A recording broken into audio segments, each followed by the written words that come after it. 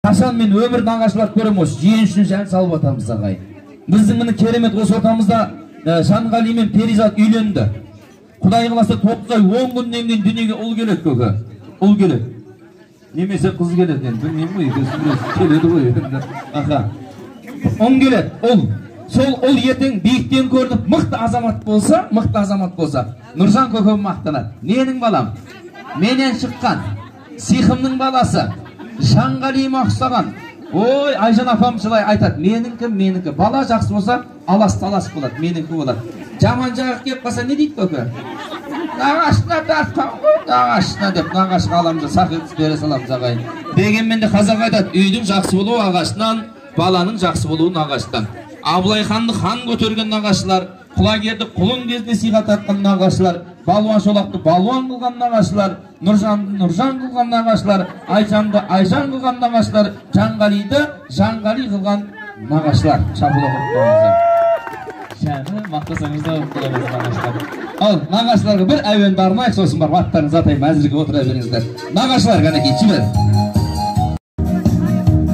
Міне бір топ нағашы келіп отыр қарашы, олардағы қалмасын көрімдігін тастасын.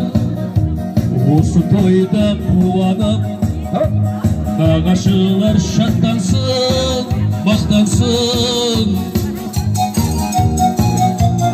Тамаша. Деп осыдан құрметті біздің енді әдемі нағашыларымыз ортаға шақырайын. Жаңа ғана мен нағашылардың қолынан келгенше мақтауға тырыстық, қадырлағайын. Ендеше айналайын қарағым, қал жақсы маяй, бәрі жақсы көрінер алғашқыдай ай. Бәрі жақсы көрінер алғашқыдай ай. Айналайын көзіңнен ашырым қандай, көмірсің қандай, отта тұрғандай. Айналайын көзіңнен ашып жұмғандай. Бекзаттарым ай, жекжаттарым ай, жекжат болып аулыңа кеп жатқаным ай. Іргелісің ай, сіргелісің ай, осы болған тойларың сіздер үшін ай. Көпке! Біріншіден не жаман, өсек жаман ай, екіншіден сүймеген төсек жаман ай. Елшіліктің бойымда болмаса егер, жақсы екен ау жүргенің есен аман ай. Көз сұңған ай, отта тұрған ай, айналайын көзіңнен ашып жұмған ай. Бекзаттарым ай, жекжаттарым ай, жекжат болып аулыма кеп жатқаным ай. Іргелісің ай, сіргелісің ай, осы болған тойларың сіздер үшін ай. Ойында сені іздедім, бәрі ойында үміт іздедім. От боп күйгенім, жоқ боп сүйгенім, сенің мойныңда менің іздерім. Судың бойында сені іздедім, сенің мойныңда менің іздерім. От боп күйгені, жоқ боп сүйгенім, сенің мойныңда менің іздерім. Рахмет, мынағайын енді осы ортаға мен құдаларды айттық. Енді үйдегі той иелері көкем қайда? Көкем бар ма? Көке, анаяқта сіз неқа тұрыңызшы, мен келіннің алдан алайық, сәлемді артынан алмай көке. Бойыңызды көрсетіп, үйдің есегенін көріп тұрайық. Ал енді қадырлағайын. Әке деген асқартау дейді. Бірінші жақсылықты анаға жаса, екінші жақсылықты анаға жаса, үшінші жақсылықты анаға, төртінші жақсылықты асқар таулы әкеге жаса дейді. Асқар тау деп бірақ сөзбен ғана әкені тоқтаймыз. Өйткені таудан биіктің шыңы жоқтығы белгілі. Сол себептен осы үйдің биігі де, осы үйдің шыңы да, осы үйдің үлкені де өзіңізсіз көке. Міне осы үйдің бәйтерегі сіз болсаңыз, жаныңызда саялап жататын ұл қыздарыңыз аман болсын деп, мен енді осы ортаға қазір құрметті Нұржан аға сізді әдемі күй-сандықтың күмбірімен ортаға шақыратын боламыз. Сол себептен әдемі құрмет сіздерден, жақсы қошемет біздерден болсын. Үйіміздің иесі құрметті келінжан. Жуалы ауданында ең керемет жігіт кім десең, ол сенің қайнатаң. Жуалы ауданында 8 қырлы бір сырлы жігіт кім десең, ол сенің қайнатаң.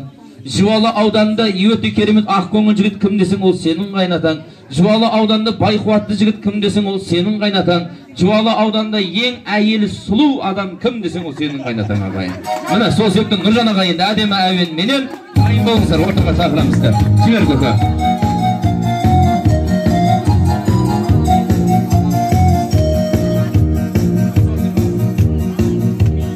отырған қайнадың көңілдері жайнаған келін келіп түскенде қуанып жатыр қайнатың тойыма деп семіртіп құнан қойды сойдырған бүкіл елді шақырып той бер жатыр қайнатың Ал енді Нұржан аға, өзіңізді әдемі әуенді арнадық. Ендеше келінжанның әдемі сәлемін алып, өзіңізді ортаға салыңыз енді, көрейік, не салады екенбіз ағайын. Қошемет соғып қояйық. Нұржан көкем дайындалды. 20 мың. Ай, тамаша. Аз дейді. Екі аяғыңыз тең болсын көкем. Мен емес, ел айтып отыр, аз дейді. Мен емес, шын айтамын, ел айтып тұр. Аз дейді. Екі аяғыңыз тең болсын. Елгезер үшке дейін көкем. Çocuk şuna, Елгезер үшке дейін сап қойып, қошемет ұрып қойыңыздар, құрытпен жабыда қойып. Елгезер үшке дейін. 4 құлаңыз тең болсын көбі. Рахмет. Құдай қаласа келіңіз 5 бала тапсын. Ана күнде бір тойға бардым да көбі. Үстіп бетті ашып жатыр едім, сіз сияқты тойдың иесі ғой. Ашып жатыр едім, тұр үсті талдырған кезде келді да асаба. Молодец, той жақсы жүргізіп жатсың деді да қалтама 5 теңге салды да. Айта салайыншы деп отырған ғой. Сал деп жатқан жоқ, просто айт. Көкемді қимайды ғой, салғысы келеді бірақ. Салды деймін да негізі ана күнде бір салып еді да тойдың иесі. Соны айта салайыншы деген ғой көкем. Рахмет қадірлаған, қошемет соғып қойыңыздар, әрине әзіл. Енді біз осы отамызға құрметті ағайын әкемізді атадық. Енді рұқсат етсеңіздер, аяулы ардақты анамыз ортаға отырған анасы аспан мен жердің панасы бір балам екеу болды деп қуанып жатыр арасы берген ақыл кеңесі нұрландырар санаңды сен жұмысқа кеткенде бағып қалар балаңды жағам десең енеңе қабақ шытпа сөзіне ерте тұрып кеш жатып сәлем етші енеңе деп осыдағы аяулы ардақтанамыз. Қошемет соғып қойыңыздар.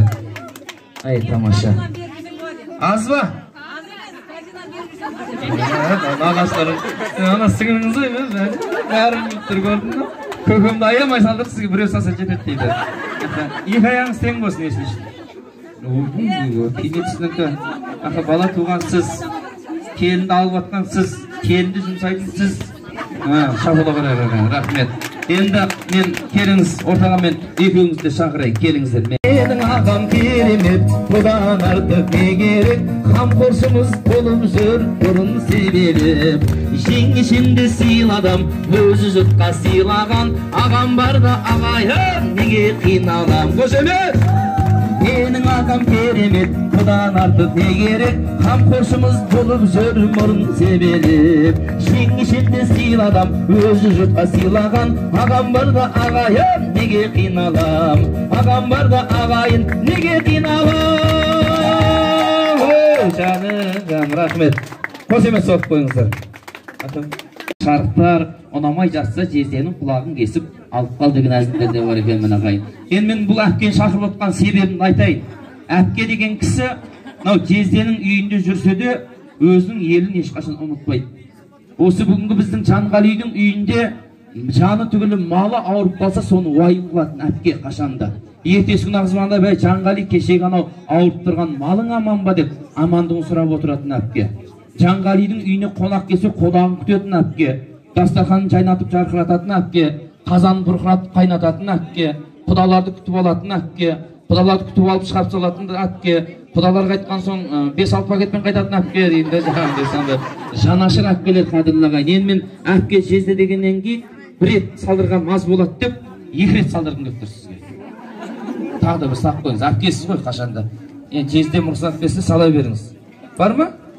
Қошемет соғып қояйық, 5000 теңге. Жезде 3000 теңге ма, бірдеңе салсаңшы. Жездеге де 2 рет салды. Бұл жезде деген қинайтын кісі ғой, бұл жездені вообще бар ғой, қинау керек кәдімгідей. Қошемет соғып қойыңыздар, міне жезде. Тамаша. Сіз де әпкесіз ба? Siz de sağ qo'yinglar. Axir salatdan olsak kettirishmaydi. Rahmet. Mana qo'shimcha so'q qo'yinglar, apkeler. Janqalining jon ashib apkelari. Mыңалғыс rahmet. Bana veringlar. Bo'ldi, rahmet. So'ng ayta solay isteganmiz. Aha, kelingizlar.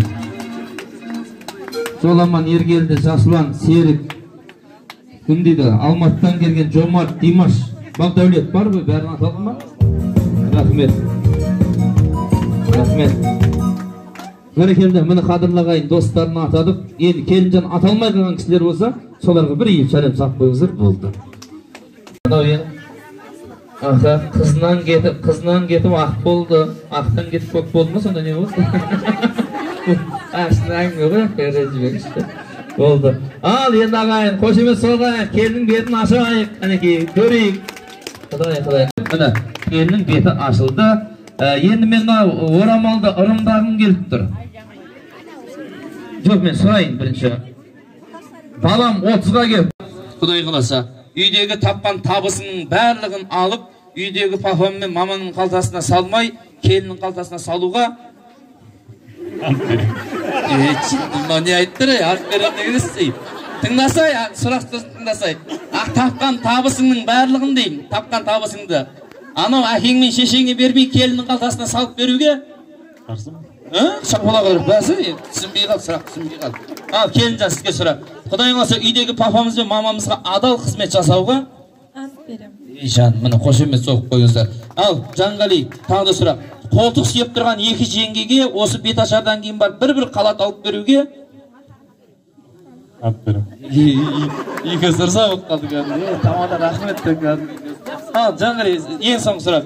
Құдай қаласа біздің Жанғали байқуатты болып кетіп, шариғат бойында бір емес екінші әйел алам десе? Арсыз, апам айтып отыр, жоқ демайық, керек жоқ деді. Дұрыс, қошемет соқпайық, мен бір өзімен ғана бақыт бол, Жанғали. Қадырлағайын, жастардың өмірлері жайнасын, бақыттарында бұлбұлсыз сайрасын, бақыт келіп тұлпардың босағыларына байласын. Мейлі өмір қанша жерден қиындасын, тек маңдағы қара бұлт жиылмасын, жастардың шаңырағы шайқалмасын деп бір қошемет соғып қойыңыздар.